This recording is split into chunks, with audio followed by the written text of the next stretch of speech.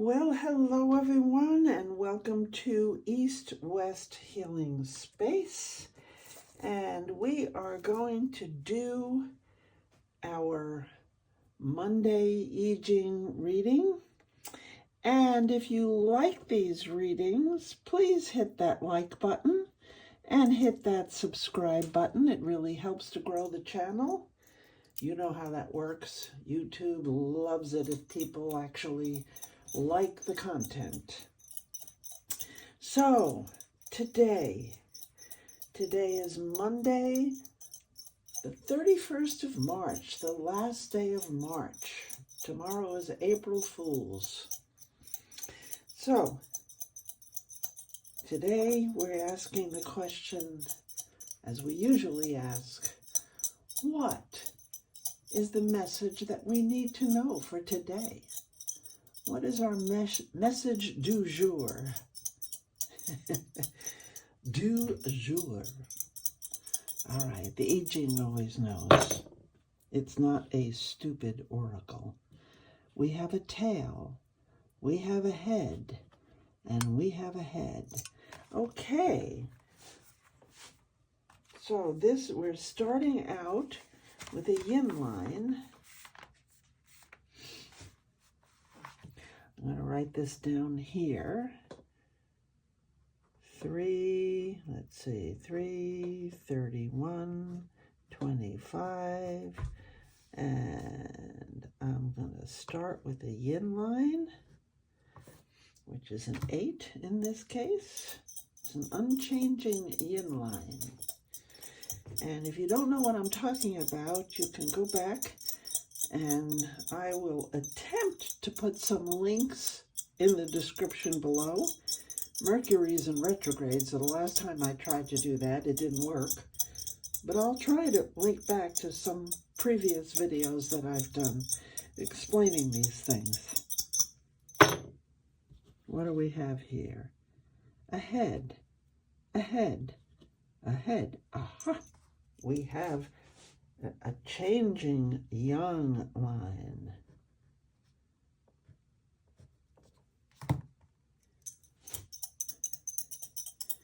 And what is the message from the universe today? What do we need to know for today? A head, a tail, a head. Aha! Once again, a yin line. Not changing. So this is the lower trigram. And I have a previous video on the importance of trigrams. And you might want to take a look at that because hexagrams of the I Ching are built of 2 trigrams. And then there's an inner trigram. There are nuclear trigrams. I don't think I've done a video on those yet.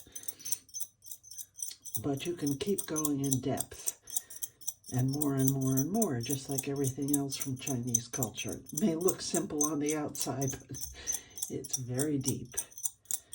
There are layers. Okay, I Ching, what do we need to know for today? Here's a head, and a head, and a tail. Okay, once again, the upper trigram starts out with a yin line. What is our message for today, I Ching? What is it? What do we need to know? We have a head. We have a tail. We have a head. Once again, another yin line. Yes. What is it that we need to know? Notice I'm not asking a specific question. I also have another video on what do you need to ask a specific question. And that one seemed to generate a whole lot of controversy, which I don't mind at all. A head, and ta-da, a head. Okay, so once again, we have 9. which is a changing young line. Very interesting. This is the upper trigram. So with these changing lines, we get the receptive down below. All three are now yin lines. And the receptive up above. Fascinating. So this is I only know by heart 2 hexagrams of the I Ching. The creative, which is the first one, and the receptive, which is the second. The creative being the father, the masculine, heaven, non-material, spirit, that which is not in form, and the receptive, which is earth and mother. All right, but we don't start out that way. We just get to this. So let's see, what are we starting out with? We're starting out with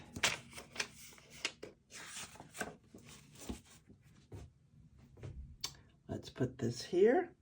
And we have a solid line between 2 broken lines, and that would be Kan for the lower trigram, not Ken, but Kan. And the upper one is Ken. So Kan, and we take it over to Ken, which is number 4. Number 4. And that changes to number 2. I know, again, these are the only 2 I know. Creative is yang and the receptive is yin. Okay, what does the I Ching say for number 4?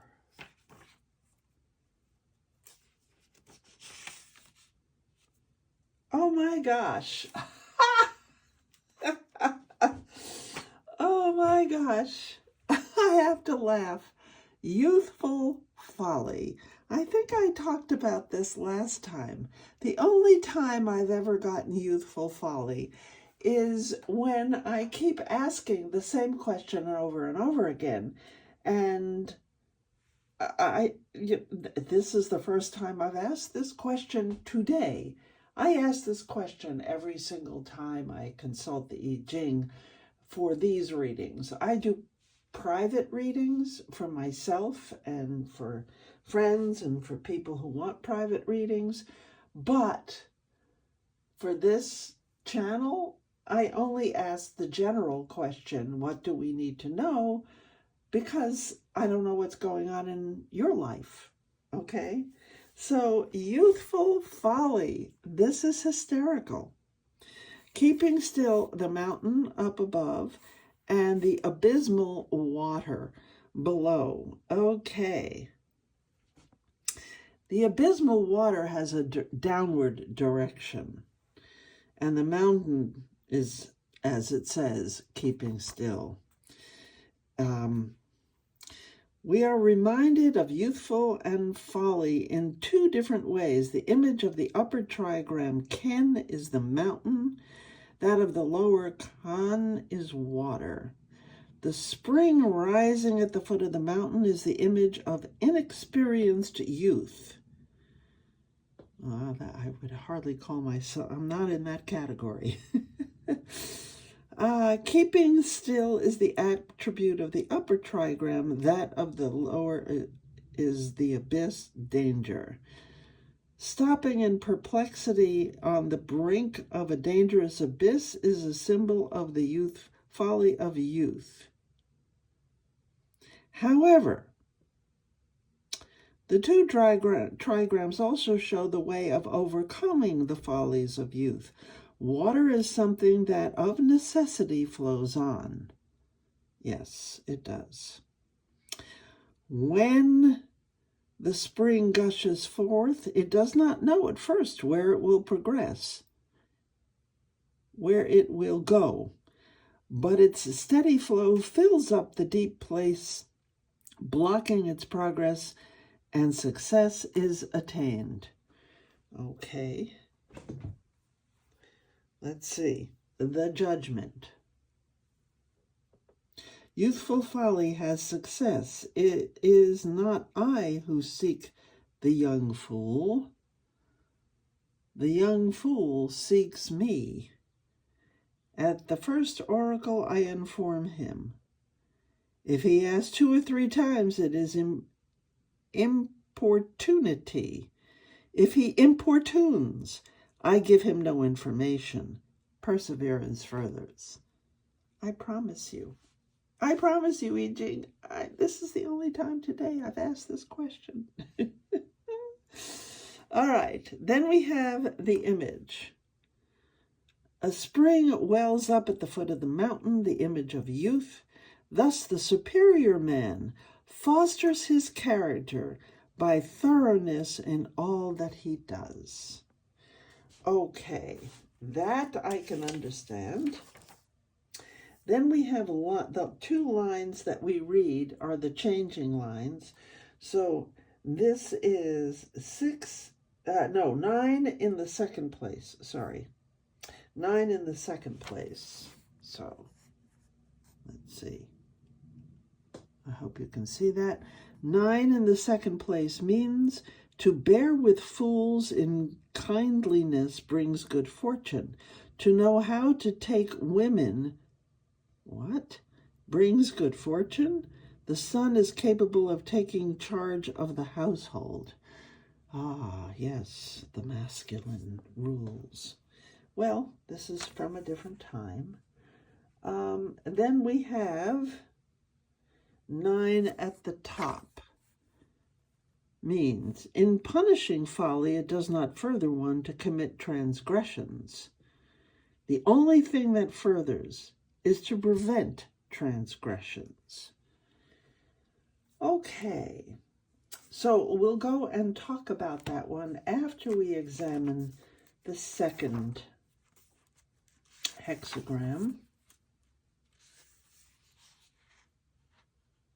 the receptive.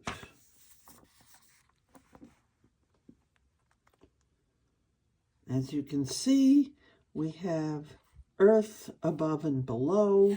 It's all yin. The hexagram is made up of broken lines only. The broken line represents the dark, yielding, receptive, primal power of yin. The attribute of the hexagram is devotion. Its image is the earth, the perfect complement of the creative.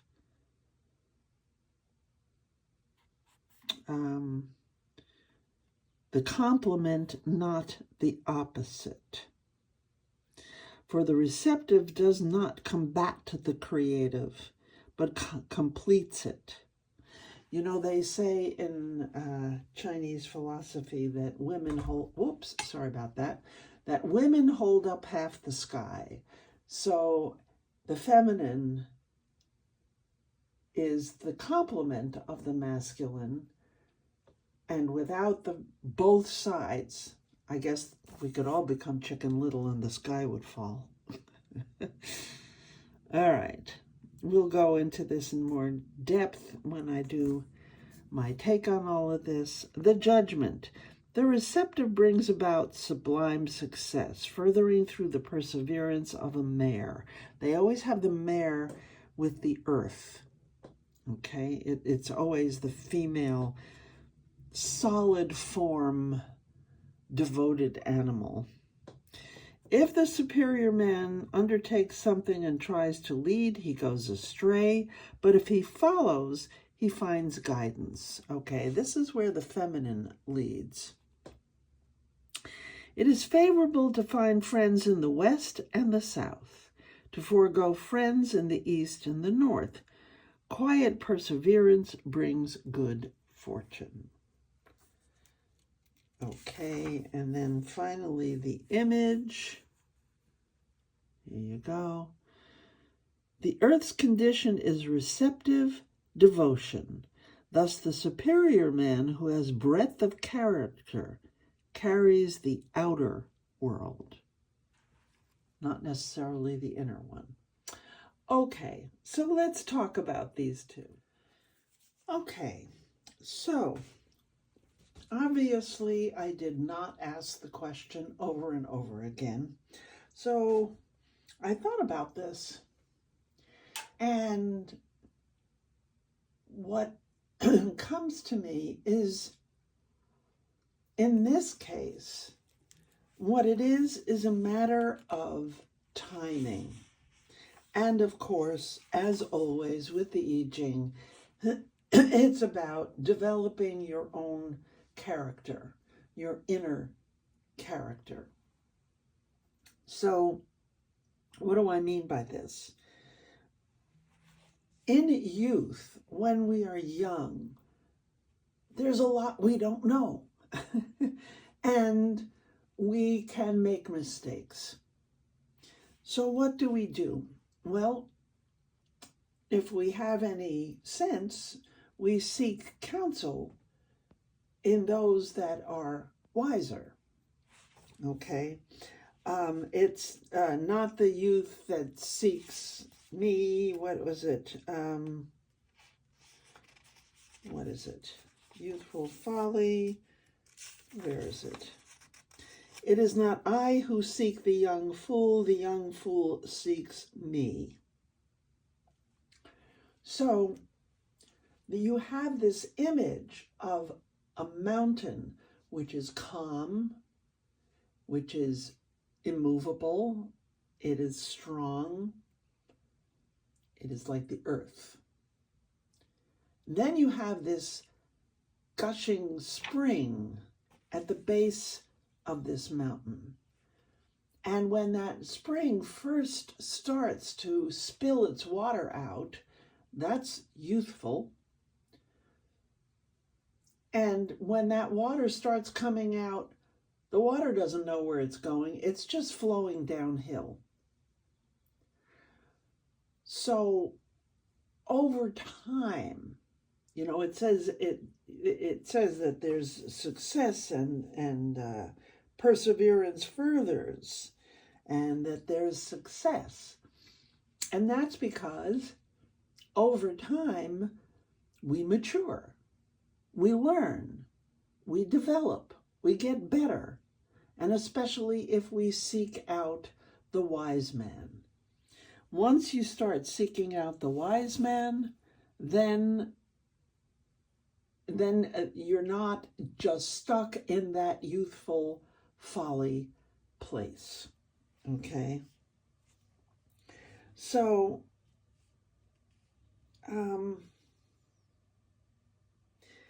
but if you stand still, if you don't move, if you just say, I don't know, I'm stuck, and this is where it is, and this is who I am forever, that's youthful folly. That's getting stuck at whatever age that was, like, okay, when I was 5, something happened to me and I've never moved on. Well, I'm presuming you're not 5 at the moment. And I'm just taking this as an example. We learn, we grow, we cultivate our inner selves over a lifetime. So we move on. That's why perseverance does further. Because in the beginning, things are not clear, but as we evolve, things become more clear. That is the meaning of youthful folly. In this case, because I haven't asked the I Ching the same question 4 times because I didn't like the answer. Okay, so the second hexagram is the receptive. And I do love this hexagram, of course, being of the female faith. And the receptive is as I said initially, it's the earth, it's yin, and the attributes of yin are dark, yielding, my first teacher used to talk about concentrating power and expanding power. Yang is expanding power, yin is concentrating power. And as I said, women hold up half the sky. So yin is devotional, and as I say, dark, yielding, soft, moist, all of those qualities are yin. And so, of course, there's sublime success. There's also sublime success with the first hexagram, the creative. And we all have both within us. We have body and spirit, and the yin is body. It is form. It is manifest. The creative, the yang, is spirit. It's thought. It's heaven as opposed to earth. It's the masculine side. So if you take the yang perspective and decide you're going to push the river, so to speak, you're not going to come out in a good way. It says in the judgment, if the superior man undertakes something and tries to lead, he goes astray. So this points to, in a sense, I'll call it reading the room. You know, you don't have to necessarily overtly lead, but we lead from behind, shall we say, in this situation, in the receptive.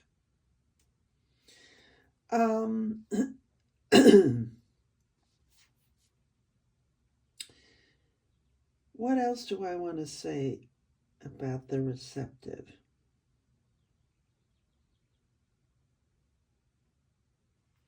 It's the natural world.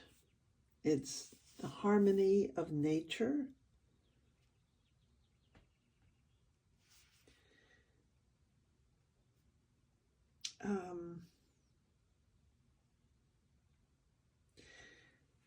Heaven covers the earth. It's over the earth.